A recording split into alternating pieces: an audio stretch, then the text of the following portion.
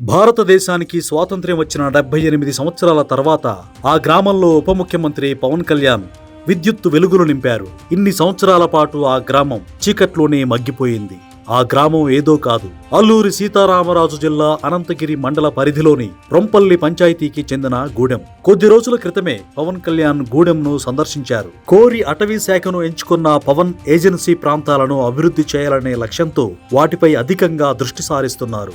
గూడెంను సందర్శించినప్పుడు ఆ గ్రామ ప్రజలు విద్యుత్ సౌకర్యం లేకుండా జీవించడం అనేది పవన్ మనసును కలచివేసింది. అక్కడికక్కడే విద్యుత్ శాఖ అధికారులతో మాట్లాడి ఆ కుటుంబాలకు వెంటనే విద్యుత్ సౌకర్యం కల్పించాలని ఆదేశించారు.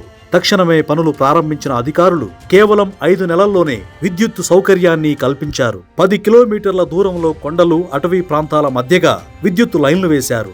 మొత్తం 217 స్తంభాలు ఏర్పాటు చేయగా పనులకు 80 లక్షలు ఖర్చయింది. సరిగ్గా కార్తీక పౌర్ణమి రోజు ఆ గ్రామంలో వెలుగులు మెరిశాయి.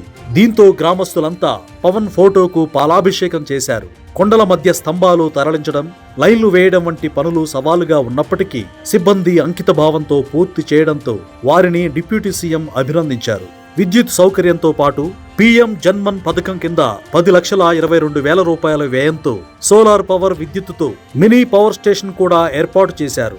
ఇది ఆ ప్రాంతంలో నిర్మించిన తొలి విద్యుత్ ఉత్పత్తి కేంద్రంగా నిలిచింది. ప్రతి ఇంటికి వైరింగ్ చేసి 5 బల్బులు, ఫ్యాన్ ఉచితంగా అందజేశారు. దీంతో పవన్ కళ్యాణ్ పై రాష్ట్ర వ్యాప్తంగా ప్రశంసలు వెల్లువెత్తుతున్నాయి.